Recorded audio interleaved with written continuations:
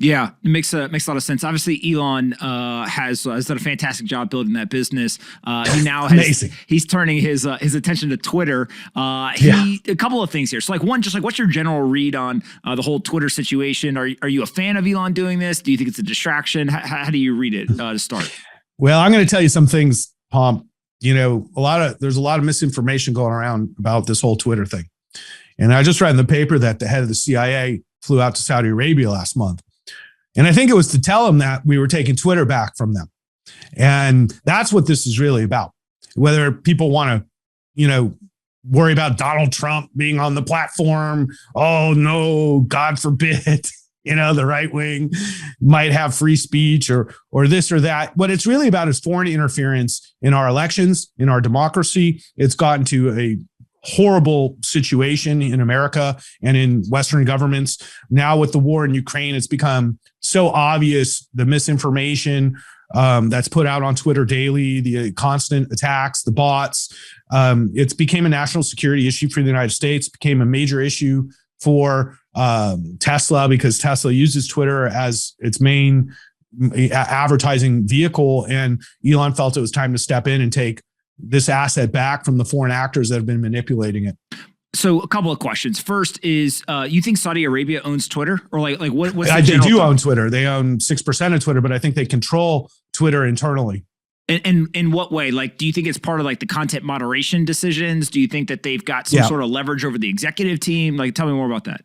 I think they've implanted people in executives from all the way through the company that are acting to help with the misinformation campaigns that have been so effective on social media. Saudi Arabia and Russia being the two biggest beneficiaries of these misinformation campaigns.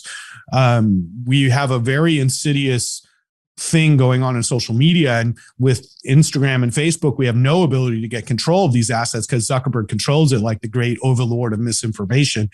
And we're seeing it in countries like India, where Modi has used it to oppress people and really fervent nationalism against the Muslim population in India, and it creates violence and oppression, essentially. So Zuckerberg and Sandberg are perfectly fine with all of it as long as they make money.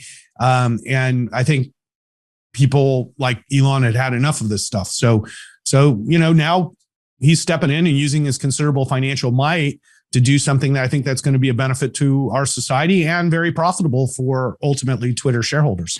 So my understanding is he's basically putting up some of his Tesla shares as collateral, and then also getting a bunch of financing and kind of putting together what is going to end up being a somewhat complex deal. As a Tesla shareholder, do you worry about the Tesla shares being collateralized to help finance the acquisition of Twitter? No. What do you like? How do you? It's like a 25% margin position, so it's not like he's highly leveraged in it. And quite frankly, I think the Tesla shares are the most valuable shares in the stock market. So I don't really spend much time worrying about that either, because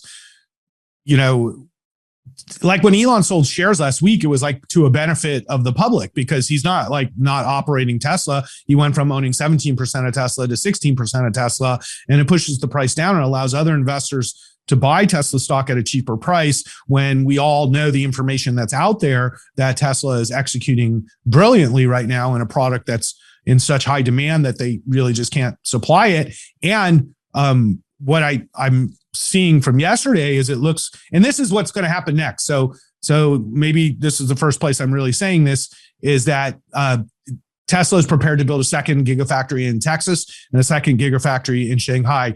And I expect formal announcements for that fairly soon. Hey, you, did you like this video? Great. We make 5 of them a day and post them here on this channel. Make sure you're subscribed, like the video, and see you next time.